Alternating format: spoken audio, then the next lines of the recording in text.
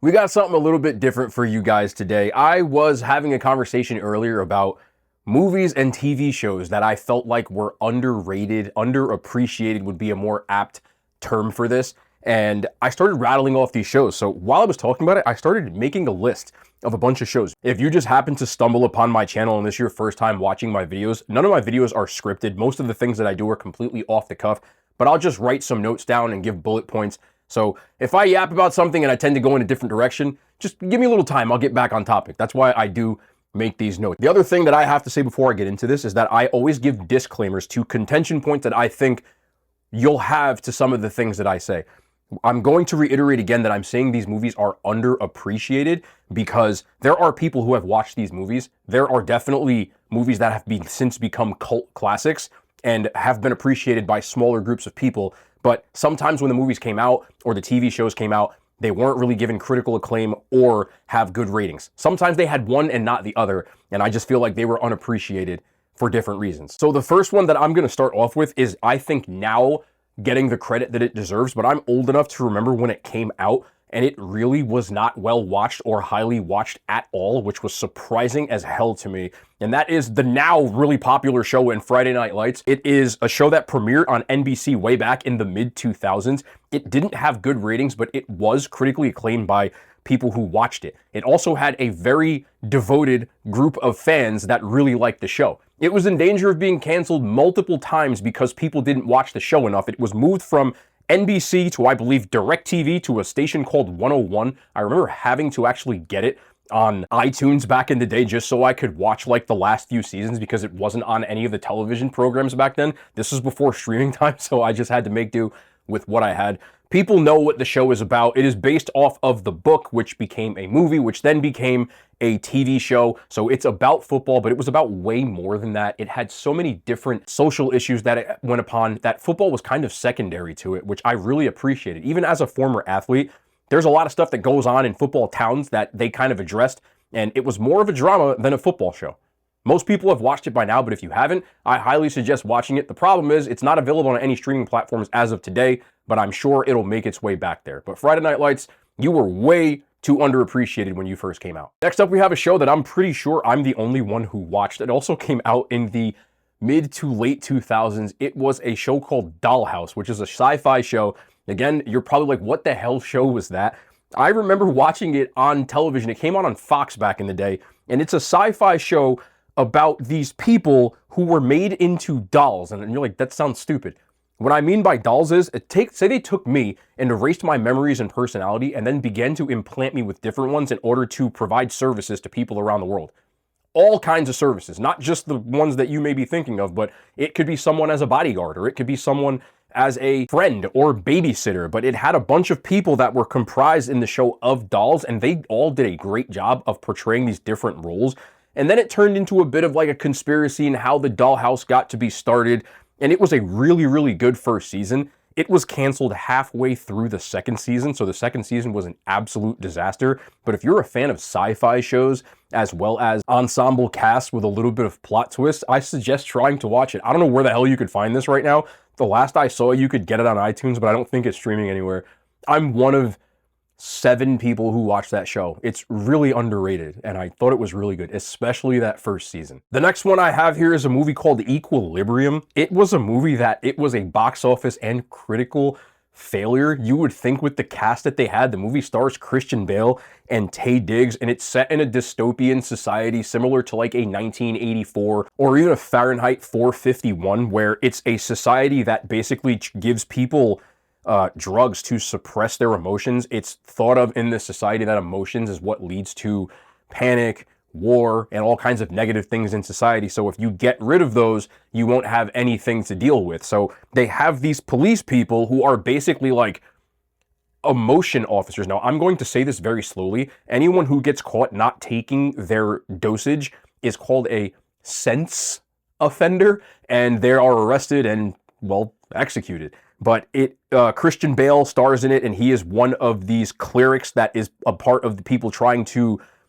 police this thing, but eventually he goes off his meds. You can go from there, but It's a good movie. It's not great. It's definitely not perfect. It has this combat system called gun kata, which a lot of people thought was cool. It's definitely become a cult classic, but last I checked, the movie cost $20 million to make and it grossed $5 million at the box office. That is definitely grounds for being underappreciated. Again, it's not going to win any awards, but it still is an entertaining and fun watch for people who are into those sorts of things. Next up, I have one that I think a lot of people know what the movie is, and a lot of people might not have liked this movie if they saw it, but Brightburn. Brightburn is a movie that, I'm just going to give you the premise, and you can't tell me that this doesn't sound at the very least like something that's interesting. Everybody knows the story of Superman, right? He comes from the planet Krypton, he lands in his ship in Kansas, and he gets raised by the Kent family as their son Clark, even though he is an alien and possesses all these superpowers, eventually becomes a superhero that we know as Superman. What if, in an alternate universe, someone else from another planet in the same fashion crash landed on Earth in a ship and is raised the same exact way, but as he starts to realize his powers, he doesn't want to be a good guy. He wants to be bad. And bad he gets. Now, with that all being said, the movie isn't very good. The plot and the acting and the special effects and kind of how it was executed is a major letdown, but damn, that premise was amazing. The movie's still a fun watch, but it just didn't stick the landing of actually making a good, cohesive movie. It also left us with a giant cliffhanger, which they're not making another one, so we'll never know what the hell happens. But nonetheless, watching it for the first time is still a pretty fun watch, and I think people that haven't watched it, at least try watching it once. Again, I'm saying this, it ain't winning any Oscars. But still, for people who are into superhero and or horror genre, I think you'll still find it an enjoyable watch. At least I did. Next up, we're going back to my childhood in the 90s with the next two movies. We have The Last Boy Scout, starring Bruce Willis, everybody's favorite 90s action hero. You know about Die Hard, Die Hard 2, you know about all the Bruce Willis movies that he did that were critically acclaimed, but do you know about The Last Boy Scout? It's an action movie, also starring Damon Wayans, and Bruce Willis plays a cop who... he's Bruce Willis in the damn movie. But more or less, Damon Wayans plays a disgraced NFL quarterback who Bruce Willis, I'm trying not to give away any plots here just in case anybody wants to watch these, stumbles across for different reasons, and it becomes a bit of like a buddy cop-esque type of film. I thought the movie was fun as hell. Again, it's not Bruce Willis's or Damon Wayans' best work, but still, nobody talks about it. And I feel like it belongs in a conversation of like decent action movies, especially in the 90s when it came out 90 of them. It belongs in that conversation. I suggest you try watching it. Piggybacking off of 90s, but this time moving back to the horror genre, we have a movie called Tales from the Crypt. Well, it's called Demon Knight, but it's a Tales from the Crypt.